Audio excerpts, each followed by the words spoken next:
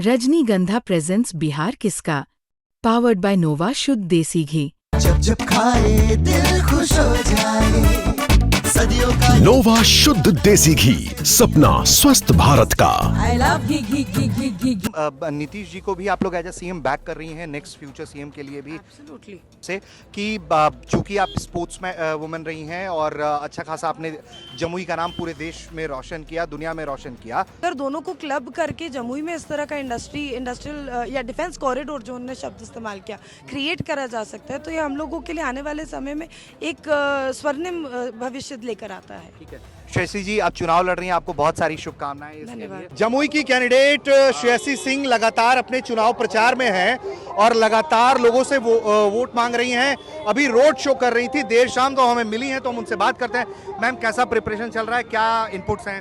It's a good preparation. लोगों के बीच में एनडीए के प्रति बहुत प्यार है, बेटी के प्रति बहुत सारा आशीर्वाद मिल रहा है। मैम, क्या इस बार नया क्या है आप लोगों के लिए? पिछली बार आप अच्छे मार्जिन से जीती थी, खूब नाम हुआ बिहार में, आपकी हमेशा चर्चा रहती है, देश में चर्चा रहती है। लोग कहते हैं कि जमुई की विधायक जो है वो शूटर विधायक जमुई ने चुना है। देखिए, मुझे लगता है कि जब जब बात राजनीति या चुनाव की होती है तो मुद्दा सिर्फ और सिर्फ विकास का होना चाहिए, और विकास के मुद्दों को लेकर ही मैंने राजनीति भी की है। वही विकास के मुद्दों को लेकर मैं राजनीति आगे भी करना चाहती हूँ। बहुत से ऐसे पेंडिंग प्रोजेक्ट्स थे जमुई विधानसभा के, जिनको आज हकीकत में बदला है, धरातल पर उतारा है। तो इसी तरह की राजनीति हम आगे भी करना चाहते हैं। मैम, आपके लिए राजनाथ सिंह भी आए, आपके लिए गृह मंत्री भी आए, काफी एक्साइटमेंट भी दिखा। इस तरह के जोर लगाने से लग रहा है कि सीट को सिक्योर करने की कोशिश की जा रही है। जी, मुझे लगता है कि देखिए, स्टार प्रचारक हर किसी के लिए आते हैं, सब नेता अपनी अपनी पार्टीज के लिए आ रहे हैं। हमारे नेता भी हमको आशीर्वाद देने के लिए आए। निश्चित रूप से जो मन है जनता का, वो एनडीए के प्रति है। मैम, अगर हम देखें तो इस क्षेत्र में क्या रोजगार पलायन आपके लिए चुनौती हो रहा है? क्योंकि विपक्ष ने एक बड़ा नैरेटिव क्रिएट किया है। चुनौती शब्द मुझे नहीं लगता कि सही है, लेकिन जो पलायन और रोजगार का जो मुद्दा है वो बिल्कुल सच है। और आज नीतीश कुमार और नरेंद्र मोदी की जोड़ी ने दोनों कोई ने रोजगार सृजन करने का अथक प्रयास किया है। पिछले 2020 का जो चुनाव था उसमें मात्र 10 लाख का वादा किया था सरकारी नौकरियों का। 11 लाख सरकारी नौकरी दी इस 20 to 25 के बीच में, और साथ ही साथ 36.5 लाख प्राइवेट जॉब सृजन कराए गए। तो कुल आंकड़ा 50 लाख का बनता है। अब इस बार प्राइवेट और सरकारी नौकरी मिलाकर 1 करोड़ का वादा किया है। तो सरकार इसके प्रति बहुत गंभीर है और लगातार काम कर रही है। पिछला जो लैंड बैंक था बिहार स्टेट का, वो 7,000 एकड़ का था, आज बढ़ा के 15,000 एकड़ कर दिया गया है। डोमिसाइल की नीति लागू की गई है। जो जितने भी उद्यमी हैं उनको वापस बुलाकर इनवाइट करके मात्र 1 रुपये पर ज़मीन दी जा रही है, और सिर्फ ये शर्त है कि जो काम उसमें करेंगे, जिनको रोजगार दिया जाएगा, वो सिर्फ और सिर्फ बिहारी है। हाँ। मैम, जीविका दीदी क्या फैक्टर आप लोगों के लिए एक्स फैक्टर साबित हो रहा है?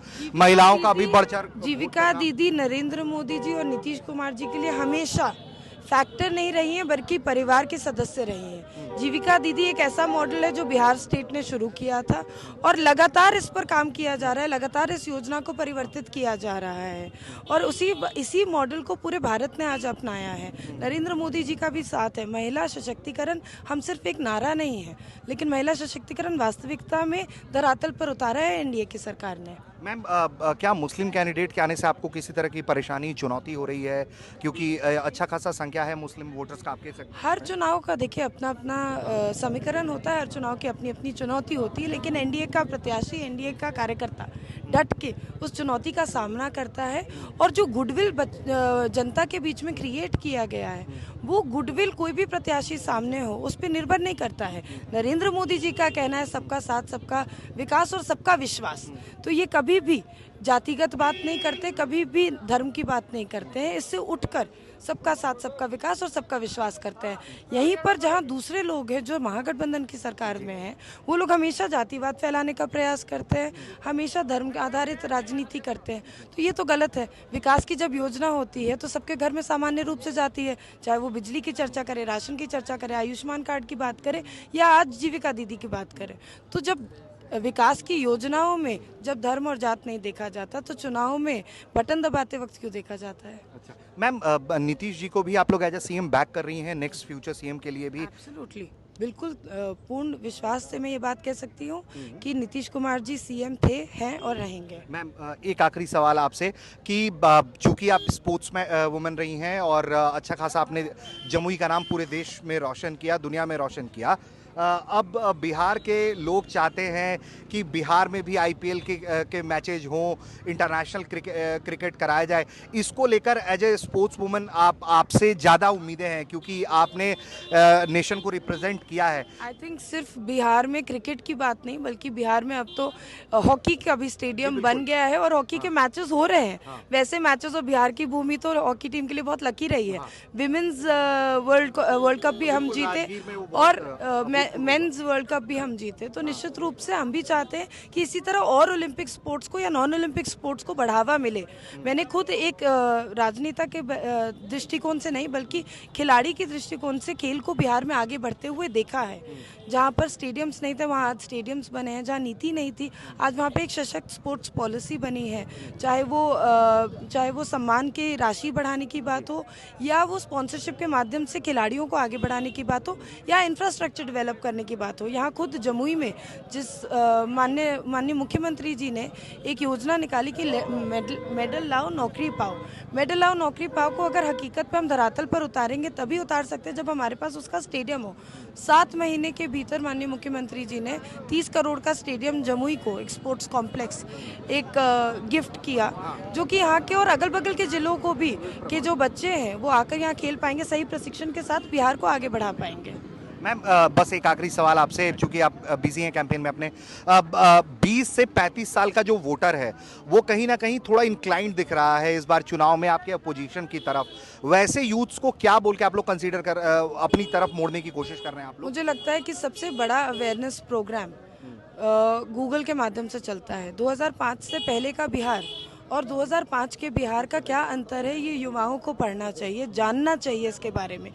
आज अगर मुद्दा रोजगार का उठाते हैं महागठबंधन के लोग तो उनसे पूछने की आवश्यकता है कि रोजगार यहाँ से गया क्यों? बड़े बड़े बिजनेस, बड़े बड़े फैक्ट्रीज यहाँ से बिहार की धरती से आखिरकार गए क्यों? इसीलिए गए क्योंकि बिहार की उस वक्त की जो महागठबंधन की सरकार थी, जो जंगल राज था, उसमें मूलभूत सुविधाएं उपलब्ध नहीं थी। अगर सड़कें नहीं होंगी, बेसिक पानी नहीं होगा, लोगों का पेट नहीं भरा होगा, घर घर बिजली नहीं जा रही होगी तो फैक्ट्रीज कैसे सस्टेन करेंगी? ऊपर से जिस तरह का उनका जंगल राज था जिसमें गुंडागर्दी हमेशा होती रहती थी, तो इस ऐसे माहौल में किसी भी इंडस्ट्रियलिस्ट का सर्वाइव करना बहुत मुश्किल है। आज वही लोग पलट के सवाल करते हैं कि इंडस्ट्रीज क्यों चली गई। इंडस्ट्रीज को आज लेकर आने से पहले नीतीश कुमार जी ने इतने सालों में मूलभूत सुविधाओं को धरातल पर उतारा है।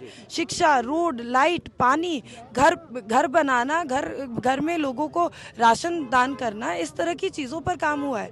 आज जाके युवा रोजगार की मांग अगर करता है और बिहार की धरती पर इस रोजगार को लाकर हम लोग सस्टेनेबल तरीके से रख सकते हैं तो उसकी भी नीति बनाई जा चुकी है। आज जो लैंड बैंक को बढ़ाने का बात हम कर रहे थे, आज जिस डोमिसाइल नीति को लागू किया गया है, ये सब उसी के प्रति एक बहुत बड़ा कदम है। और माननीय गृह मंत्री जी ने कल ही अपने मंच से बोला भी कि जमुई आने वाले समय में जमुई में एक ऑर्डिनेंस फैक्ट्री लगेगी और आगे करके किसी भी दुश्मन राष्ट्र से जब लड़ाई होगी तो उनके ऊपर चलाया हुआ गोला और गोली जमुई की धरती से आएगी। तो हमारे लिए तो ये गर्व का अवैध कट्टों का कल्चर बंद होगा और वैध रूप से जो हथियार सेना के लिए निर्माण होता है वो जमुई की बिल्कुल, because defence needs them, right, and we need रोजगार।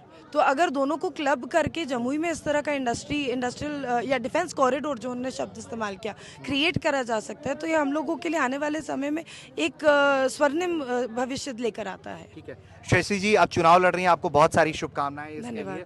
तो आप सुन रहे थे श्रेयसी सिंह को जो लगातार कैंपेन कर रही हैं और वोट मांग रही हैं और उनका कहना है कि इस बार भी चुनौती भले ही उनके लिए सामने टफ हो लेकिन वो जिस विजन के साथ आगे बढ़ रही हैं, नीतीश कुमार को जैसे एज ए सीएम बैक कर रही हैं, कह रही हैं कि नीतीश सीएम थे, हैं और आगे भी रहेंगे। तो चुनावी टक्कर जो है वो जोरदार है और सबको इंतजार है 14 तारीख के परिणाम का। जमुई से ऋषिराज, बिहार तक।